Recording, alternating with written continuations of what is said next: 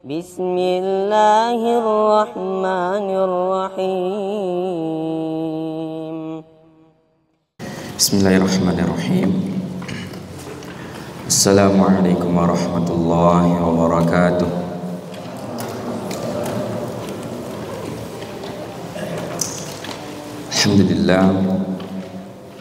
Alhamdulillahi rabbil alamin.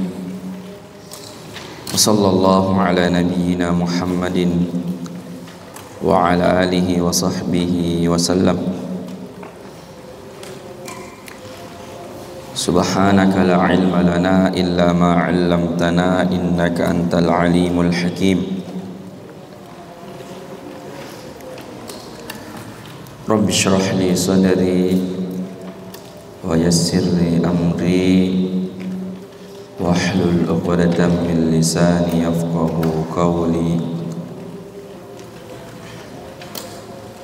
Allahumma 'allimna ma yanfa'una wanfa'na bima 'allamtana wa zidna 'ilma. Allahumma la sahla illa ma ja'altahu sahla wa anta taj'alul hazna idza syi'ta sahla. Alhamdulillah, puji syukur kita panjatkan kehadirat Allah Subhanahu wa taala. Nah, kita masih diberikan nikmat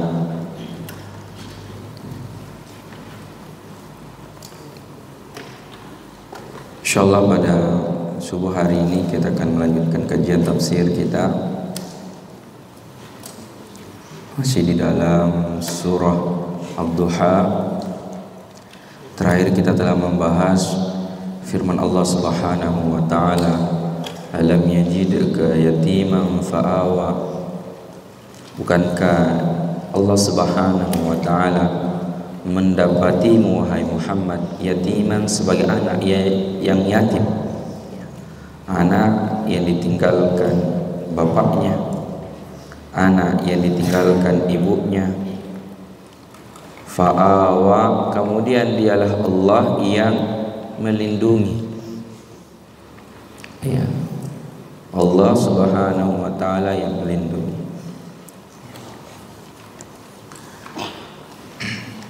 Kemudian ayat selanjutnya Allah Subhanahu wa taala berfirman, wa wajadaka dhallan fahada. Ini merupakan nikmat secara khusus kepada Nabi Muhammad. Ya. Pertama, Nabi Muhammad sebagai anak yatim, tapi Allah Subhanahu wa taala yang langsung melindunginya. Kemudian yang kedua, wa wajadaka dhallan fahada. Dialah Allah Subhanahu wa taala yang mendapatimu dhallan. Ya, kalau sering kita artikan orang yang sesat. Tapi di sini diartikan ghairu alim, yaitu tidak mengetahui apa-apa. Allah Subhanahu wa taala mendapati Muhammad dhallan, orang yang tidak tahu apa-apa. Fahada, kemudian Allah yang memberikan petunjuk. Ini nikmat yang kedua yang disebutkan dalam surah. Jadi dhallan ini masuk adalah ghairu alim, yang tidak tahu. Ya. Lianna an-nabiy sallallahu alaihi wasallam, karena Nabi sallallahu alaihi wasallam lam yakun ya'lamu syai'an qabla an yunzila alaihi al-wahyi. Karena Nabi sallallahu alaihi wasallam sebelumnya itu tidak tahu apa-apa sebelum turun kepadanya wahyu.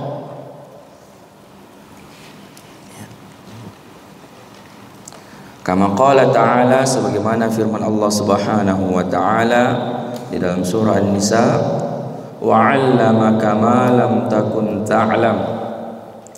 Dialah Allah Subhanahu wa ta'ala yang mengajarimu wahai Muhammad ma lam takun ta'lam, yang belum kamu ketahui.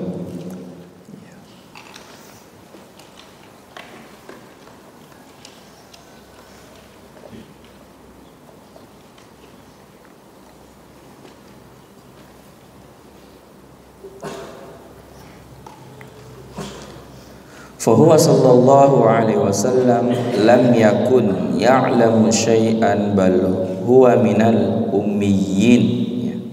Nabi sallallahu alaihi wasallam tidak tahu apa-apa, bahkan Nabi termasuk orang yang buta huruf.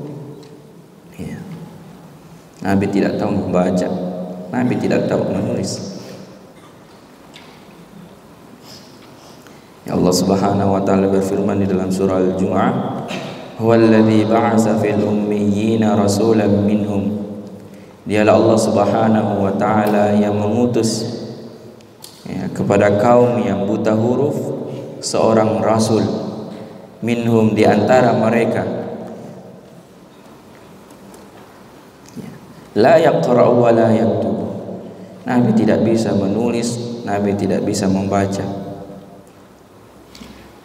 Lakin wasala ila hadhihi al-ghayah al-'azimati bil wahyi alladhi anzalahu Allah alaihi. Tetapi Nabi sallallahu alaihi wasallam bisa sampai kepada kedudukan ini yang mulia sebagai seorang rasul, bil wahyi, dengan perantara wahyu, alladhi anzalahu Allah alaihi, yang Allah Subhanahu wa taala turunkan kepadanya.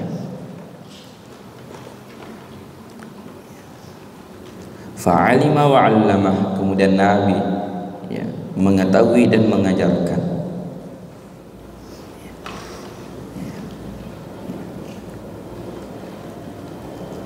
Wa wajadaka dhallan, dialah Allah yang mendapatimu dalam keadaan tidak tahu apa-apa. Fahada, kemudian Allah Subhanahu wa taala memberikan hidayah. Ini nikmat.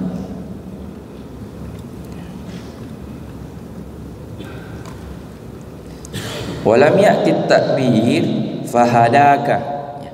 Kemudian hikmah kenapa tidak dikatakan dalam ayat itu fahadaka, Allah memberikan hidayah kepadamu. Kan sebelumnya dikatakan wa wajadaka dhallan fahada, dialah Allah yang mendapatimu dhallan, tidak tahu apa-apa, fahada, kemudian memberikan hidayah, tidak menggunakan kah yang artinya kamu.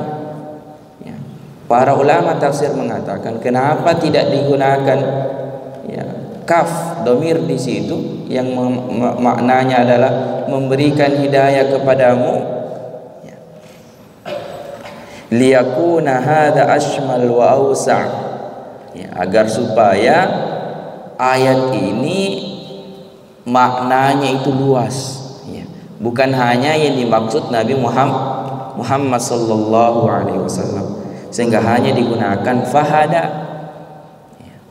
tidak digunakan fahadakah. Liyakuna hadza ashmal wa awsa', agar makna ayat ini lebih luas, lebih umum. Faqad hada alaihi salatu wassalam, Nabi sallallahu alaihi wasallam mendapatkan hidayah. Wa hadallahu bihi, dan Allah memberikan hidayah kepada orang lain melalui perantara Nabi Muhammad. Jadi lebih makna umumnya, lebih umum, bukan hanya Nabi Muhammad, tapi orang lain bisa diberikan hidayah dikarenakan perantara Nabi Muhammad sallallahu alaihi wasallam.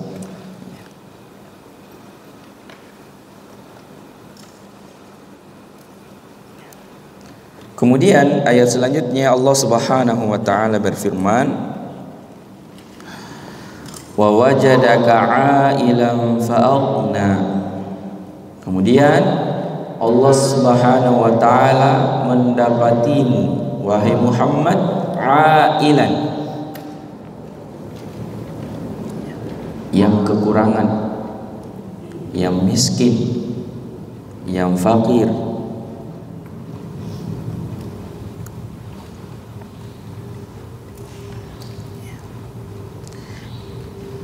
Asli makna dari kata a'il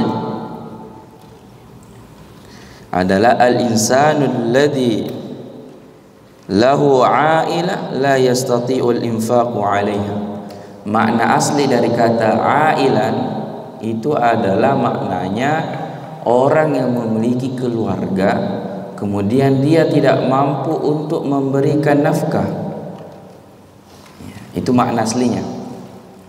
Jadi ail dalam bahasa Arab, sehingga apa bahasa Arabnya keluarga, ailah ya. Ailah. Jadi makna ail pada dasarnya maknanya adalah orang yang memiliki keluarga, ada istrinya, ada anaknya, ya. Kemudian dia tidak bisa memberikan nafkah kepadanya, ya. La yastati'una al-infaq 'alaiha, tidak mampu memberikan nafkah. Summa atlaqa hadzal lafz 'ala al-insanil faqir. Tetapi para ulama kemudian hari mengartikan kata ail kepada orang yang tidak mampu, orang yang miskin meskipun tidak ada keluarganya. Jadi as-sa'il lebih umum maknanya, biar tidak ada keluarga tapi tidak mampu, fakir, miskin, itu juga masuk dalam kategori ail.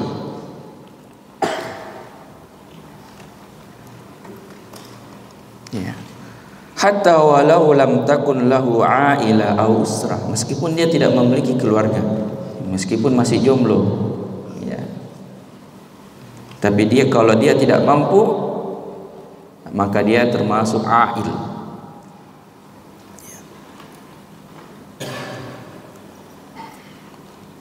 Ya. Ya, sebagaimana di dalam firman Allah Subhanahu wa taala di dalam surah An-Nisa, ya, kalau tidak salah, Allah Subhanahu wa taala berfirman, wa in khiftum 'ailatan, ya, wa in khiftum 'ailatan, dan jika kalian khawatir, apa diartikan situ?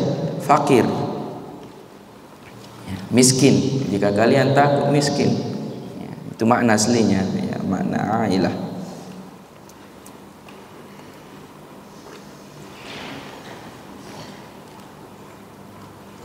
Nabi sallallahu alaihi wasallam sebelumnya ada merupakan anak yatim. Kemudian Allah Subhanahu wa taala melindungi Nabi Muhammad. Kemudian Nabi Muhammad sallallahu alaihi wasallam seorang yang tidak memiliki apa-apa, orang yang berkecukupan.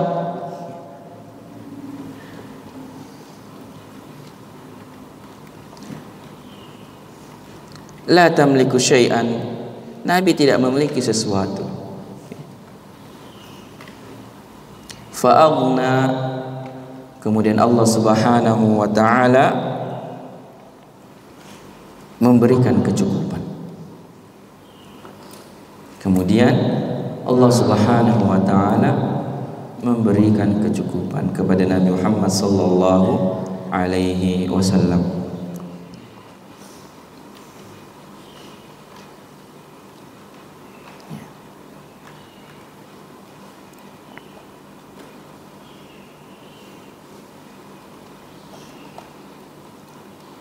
Kemudian para ulama membahas bahwasanya yang diberikan kecukupan atau diberikan kekayaan ada dua macam di sini.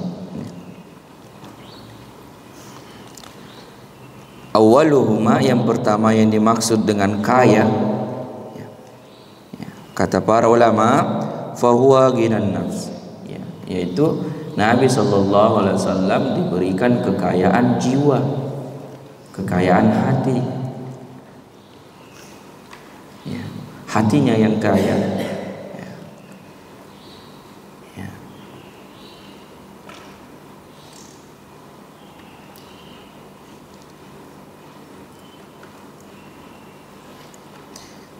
Yang kedua, ya, fahuwal ghinal madi, ya, diberikan kekayaan material, ya.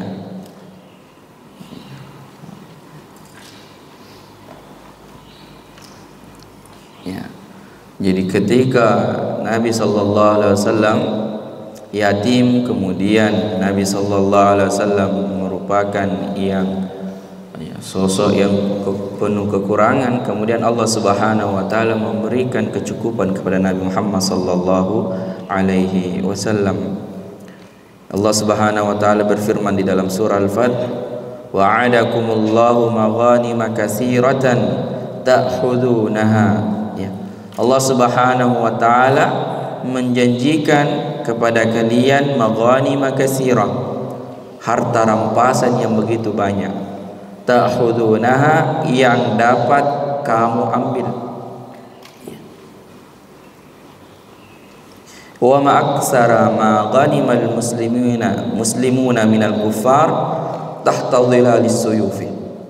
Ya, begitu banyak harta rampasan yang diperoleh oleh kaum muslimin dari orang kafir setelah berperang. Itu salah satu bentuk Allah Subhanahu wa taala memberikan kecukupan. Ya, kalau kita membaca sejarahnya banyak umat Islam memenangkan peperangan dan mendapatkan harta rampasan dari orang kafir. Ya, jadi ghanimah itu istilah harta rampasan. Ya, harta rampasan perang.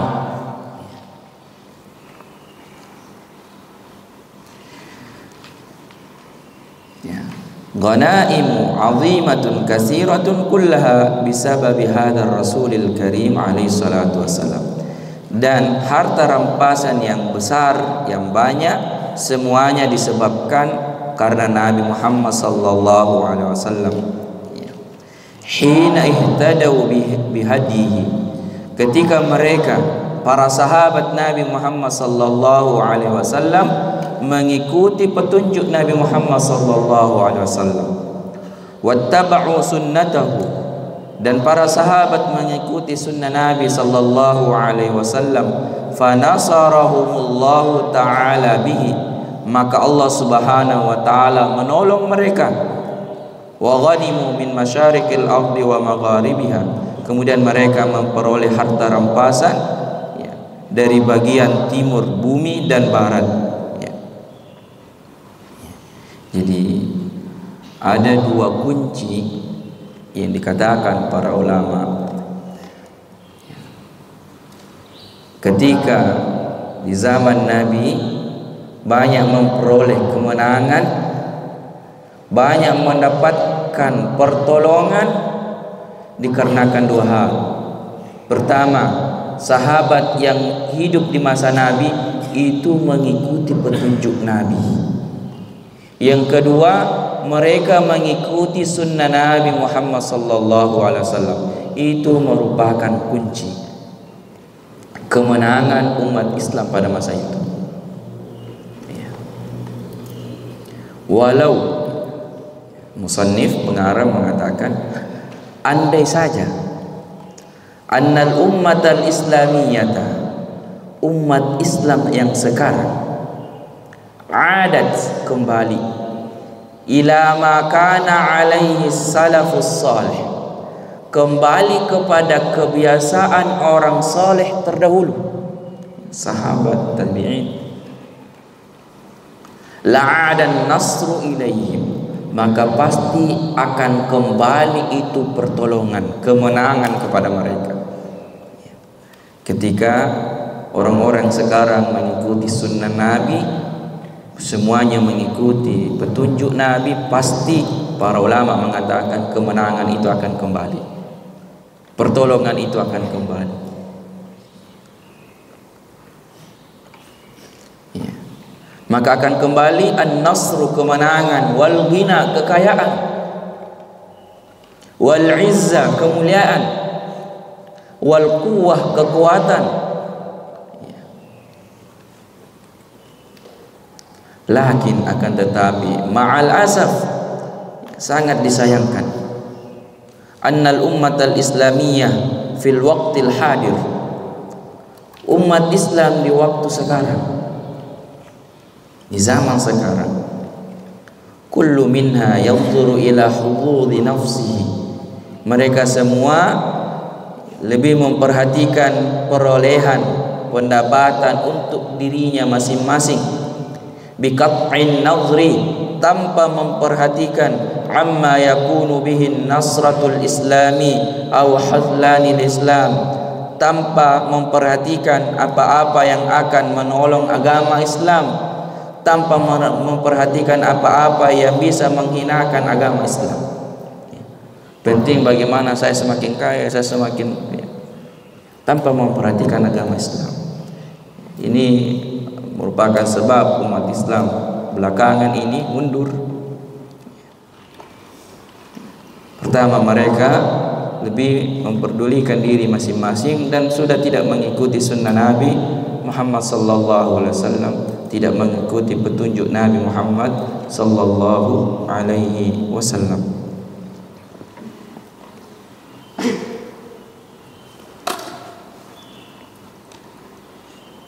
Kemudian ayat selanjutnya Allah Subhanahu wa taala berfirman, fa ammal yatima fala taqhar.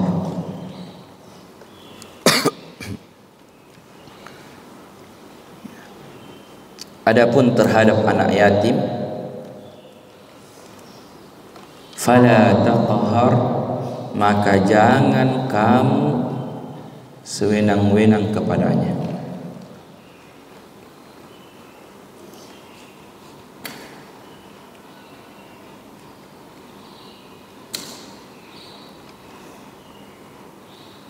Hada fi muqabalah, ini merupakan timbal balik dari ayat alam yajidaka yatiman fa'awa. Bukankah Allah Subhanahu wa taala mendapatimu wahai Muhammad yatiman, sebagai anak yatim, fa'awa, kemudian Allah melindungi. Kalau demikian, jangan sekali-kali engkau sewenang-wenang semau-maunya kepada anak yatim.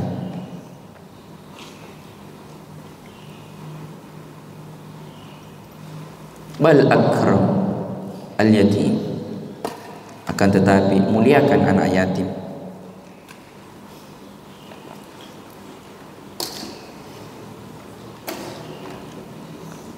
Wal ihsanu ila al-yatama wa ikramuhum min awamir syari'ati, berbuat baik kepada anak yatim, memuliakan anak yatim, min awamir syari'ah, di antara perintah-perintah dalam syariat.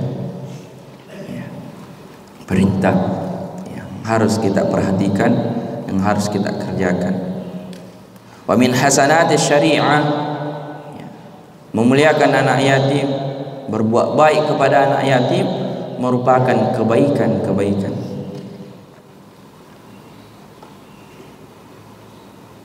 Li'anna al-yatim alladhi mata abuhu, karena anak yatim yang wafat bapaknya qabla an yablugha, sebelum dia balik, munkasirul hatir, ya, itu perasaannya hancur, ya. Jadi anak yang belum balik, ya, kemudian meninggal bapaknya, ya, mereka itu dalam keadaan yang sangat-sangat sedih, sangat-sangat hancur perasaannya, pecah perasaannya, ya. Sehingga jangan sekali-kali kalian sewenang-wenang kepadanya, ya, itu sampai itu Islam memperhatikan, ya. Islam memperhatikan hal-hal, ya, yang sangat detail, ya. Yahtaju ila jabrin, ya. Anak yatim itu membutuhkan kepada penyemangat, kasih sayang. Ketika mereka bersedih, kita yang memberikan kesenangan kepada mereka. Jangan kita tambah menyakiti mereka.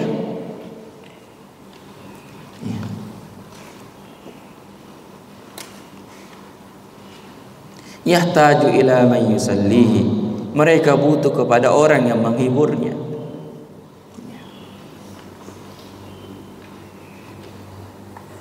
Wa ila man yadkhulu alaihi surura, anak yatim butuh kepada orang yang bisa memasukkan kebahagiaan ke dalam hatinya.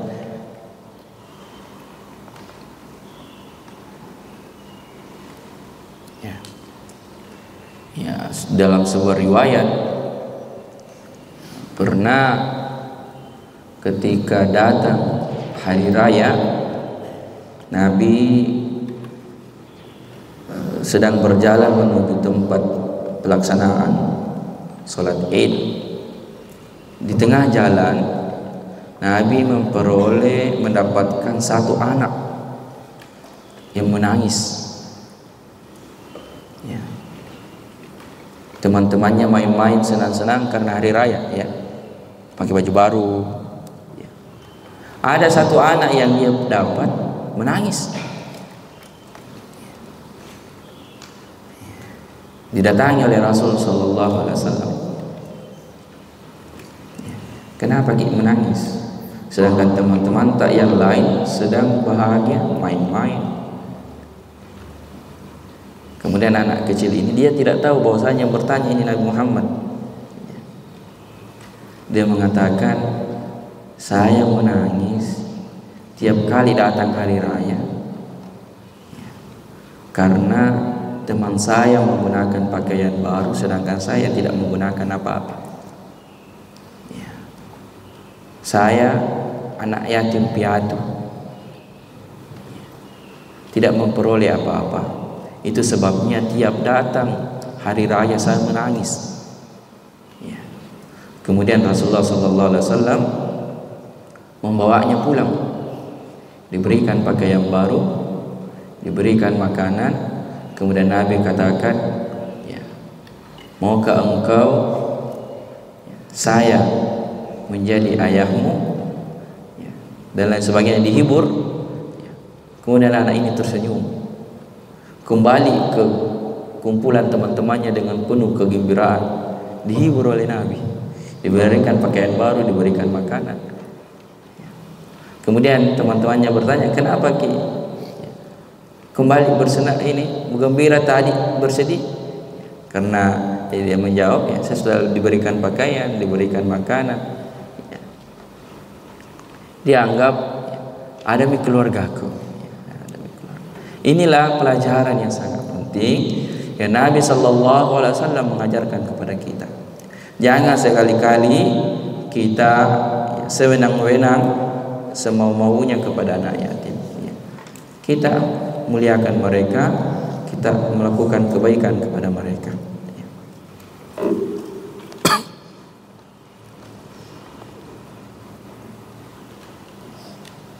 Banyak dalam ayat Al-Quranul Karim yang memberikan perhatian khusus kepada anak yatim. Banyak ayat-ayat.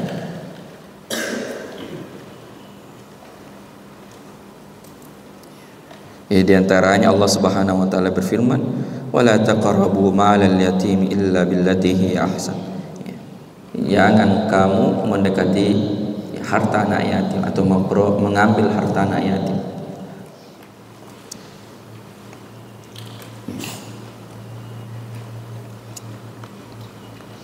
Wa atul yatama amwalahum, berikanlah harta anak-anak yatim. Ini merupakan, ya, bentuk kepedulian, ya, kepada anak yatim. Kemudian ayat selanjutnya Allah Subhanahu wa taala berfirman, wa ammas sa'ila fala tanhar. Dan terhadap orang as-sa'il, di sini ada dua makna. As-sa'il bisa artinya orang yang bertanya. As-sa'il bisa artinya orang yang meminta-minta. Dan di dalam tafsir, kebanyakan tafsir banyak yang menyinggung dua makna ini. Wa amma sa'ila fala tanhar. Adapun orang yang meminta-minta atau orang yang bertanya-tanya, fala tanhar, maka jangan kamu menghardiknya.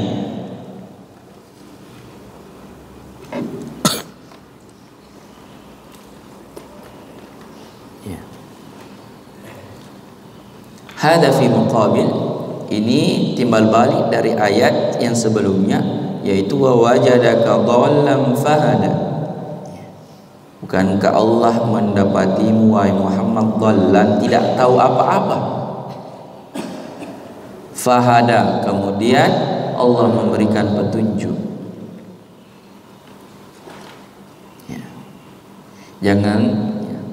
Terutama kata para ulama, jangan sekali-kali tanhar, ya, menghardik as-sailu 'anis syari'ati 'anil ilmi,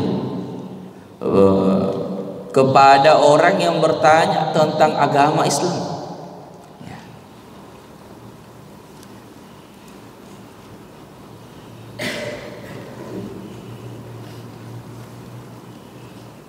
Li'annahu idza sa'alaka, karena sesungguhnya jika dia bertanya kepadamu, ya, yuridu an tabayyana lahu syariah, dia ingin agama ini jelas baginya,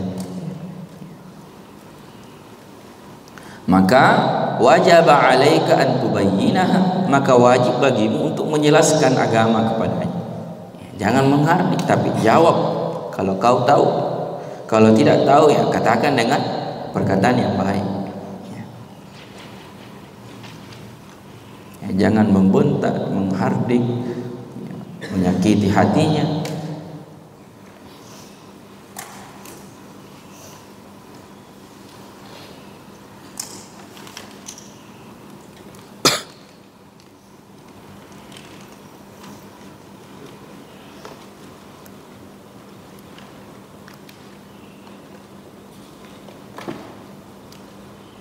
Ya, jadi al-muradu bis-sa'il tadi sebagaimana telah kita singgung, ya, ma yashmilu kullu sa'ilin an malin aw an ilmin. Ya, semua, ya, mencakup apakah dia, ya, meminta harta atau bertanya tentang ilmu. Ya. Au min ghairi dzalik min syu'unil haya, atau selainnya dari perkara-perkara, ya, dunia.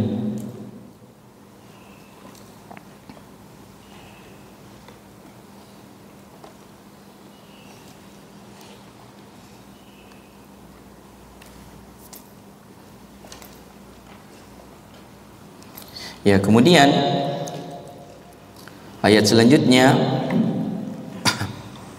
ya, jadi pada, ya, ketiga ayat sebelumnya Allah Subhanahu wa taala, ya, menjelaskan setidaknya ada 3 nikmat yang Allah Subhanahu wa taala berikan kepada Nabi Muhammad sallallahu alaihi wasallam. Ya, pertama, Nabi, ya, dijaga oleh Allah Subhanahu wa taala ketika dia dalam keadaan yatim. Ya. Meninggal bapaknya sebelum lahir, meninggal ibunya sebelum sempurna, ya, ar-ridha'ah, ya, dididik, disusu, diberikan, ya, sebelum 2 tahun. Ya. Kemudian Nabi sallallahu alaihi wasallam a'il, fakir, tidak berkecukupan, kemudian Allah Subhanahu wa taala memberikan kecukupan kepadanya, baik ghinan nafs atau ghinal mal. Kemudian yang ketiga, ya, Nabi sallallahu alaihi wasallam yang sebelumnya tidak tahu apa-apa, ya, dhallan, kemudian Nabi sallallahu alaihi wasallam diberikan hidayah, diberikan wahyu. Ya. Nah, ketika Allah telah menyebutkan 3 ayat ini, Allah tutup surah Duha dengan firman-Nya, wa amma bi ni'mati rabbika fahaddits. Adapun terhadap nikmat Tuhanmu, maka hendaknya engkau Muhammad menyatakan, bicarakan, hadis, ungkapkan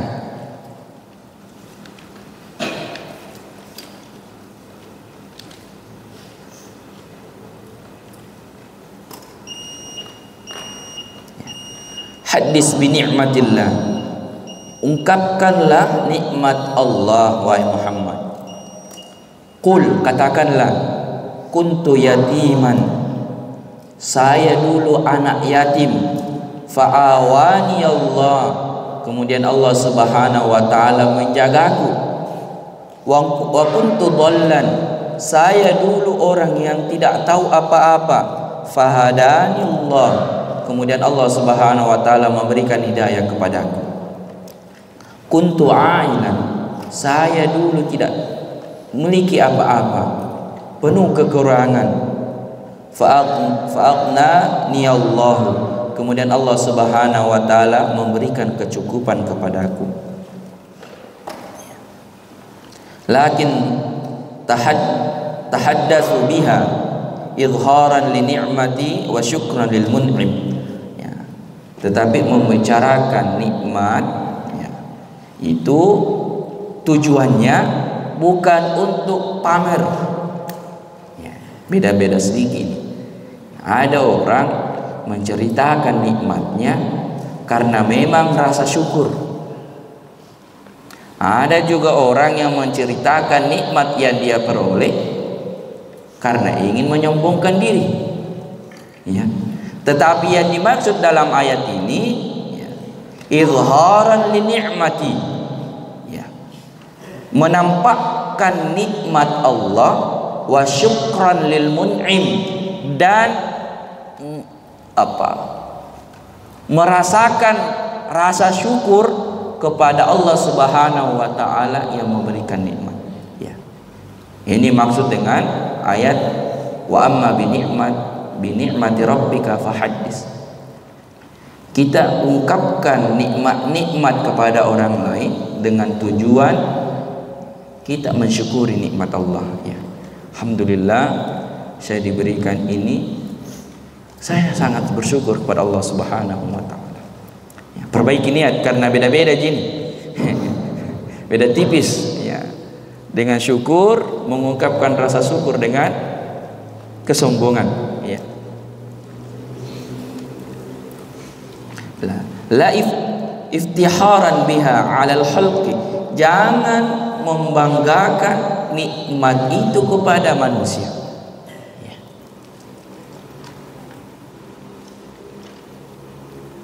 Li'annaka idza fa'alta dzalika iftiharan 'alal khalqi, karena jika engkau melakukan hal demikian, menyebut-nyebutkan nikmat-nikmat yang diperoleh, iftiharan 'alal khalqi, untuk membanggakan diri kepada manusia, ya. Kana hadza madmuman, maka ini termasuk perbuatan yang tercela. Amma idza qulta atau idza dzakarta ni'matallahi 'alaika, adapun jika engkau mengatakan atau menyebutkan nikmat Allah yang diberikan kepadamu, tahaddusan bin ni'am, untuk mengungkapkan rasa syukur, ya, menyebutkan nikmat-nikmat Allah, wa syukran lil mun'im, dan merasa syukur, ya, bersyukur kepada yang memberikan nikmat, yaitu Allah Subhanahu wa taala, fahada mimma amarallahu bihi, maka ini termasuk apa-apa yang diperintahkan oleh Allah Subhanahu wa taala, ya. Wa ma bi ni'mati rabbika fahaddits. Jadi kita tidak dilarang untuk mengungkapkan nikmat-nikmat yang diberikan kepada kita, tapi perbaiki niat kita mengungkapkan itu, ya, untuk menampakkan nikmat yang Allah berikan kepada kita dan untuk mensyukuri, ya, bukan untuk menyombongkan atau membanggakan, ya. Kalau beda niat, ya, beda konsekuensinya, ya. Niat untuk menyombongkan diri, kita mendapatkan dosa karena termasuk perbuatan mazmum, perbuatan yang tercela. Tapi ketika kita mengungkapkan dengan tujuan, dengan niat kita mensyukuri, bersyukur, maka ini termasuk, ya, sesuatu yang diperintahkan oleh Allah Subhanahu wa taala, ya. Mungkin, ya, cukup kajian kita pada subuh hari ini. Insyaallah kita akan lanjut pada pertemuan yang selanjutnya. Kita tutup dengan doa kafaratul majlis. Assalamualaikum warahmatullahi wabarakatuh.